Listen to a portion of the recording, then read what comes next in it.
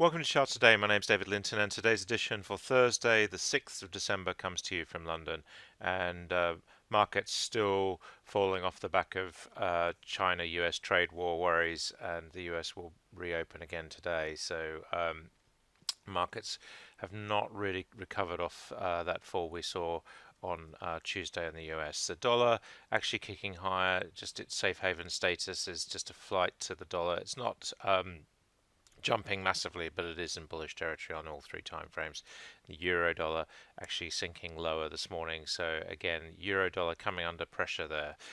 Japanese yen, we're seeing the dollar putting in a little bit of recovery, still slightly bearish. That just represents the yen being an even safer haven in time of uncertainty, and sterling still bearish on all three time frames against the dollar.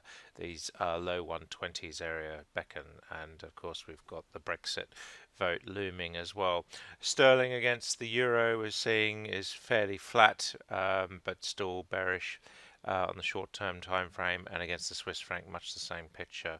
Against the Aussie dollar, actually sterling rising on that weaker Aussie dollar, so that's one place where we're seeing an improvement. Bitcoin up 3% overnight, so quite a jump there, but still bearish on the all three time frames. So it's a short-lived counter trend move.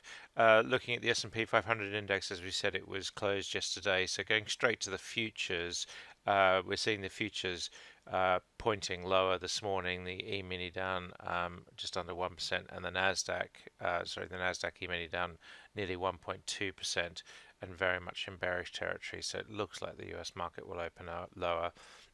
In Europe this morning, the FTSE future down just under 1%, and the DAX also down just 1%. So we are seeing quite big moves in Europe, likely the DAX future hitting new lows.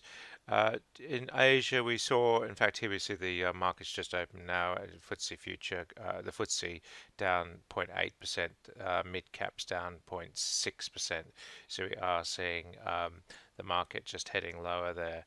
Taking a look at the Japanese market down just under 2%, the Hang Seng down 2.5%.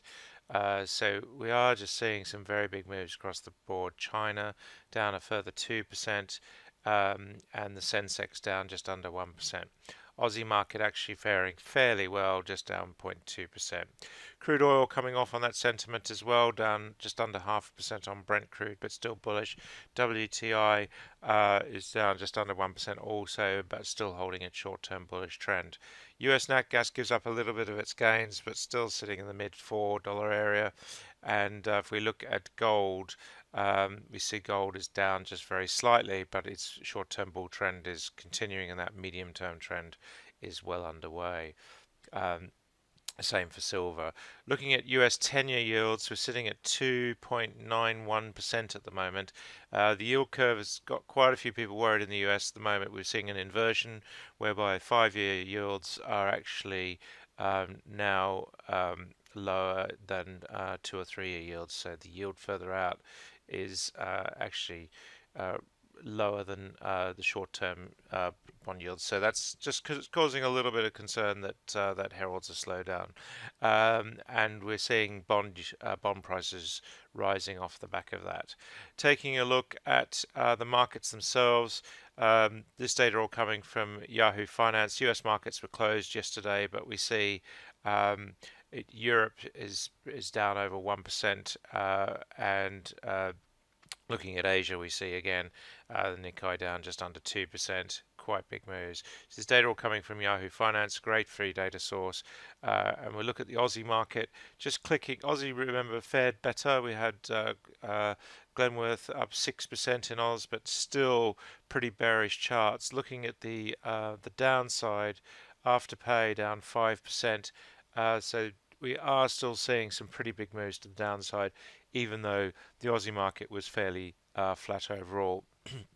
China, we're seeing a sea of red, as we'd expect, some very big moves to the down. Only one stock actually up in China on the main Hang Seng index, the Shanghai index. So we are seeing just big falls there across the board. Hong Kong, much the same picture. We had 4 or 5 stocks up. And we've got things like Sinopharmaceutical down 15, CSPC down 14%. We're seeing quite a lot of big moves. Basically, the market is fearful. Looking at the Nifty 50 in India, we've again only got five stocks up. Some pharmaceuticals are up 2%, but on the downside, we've got India Bulls Housing, further woes there, down 5%. Having made big lows this year in October, will we actually go lower still? So it's a big question. Underperformed the Dow Jones Index by 40%. Taking a look at the Nikkei 225, again, only a handful of stocks really up, most stocks down, and the worst performers there, TDK, down 6%. So we are just seeing moves lower. Taking a look at Europe as we head into the open.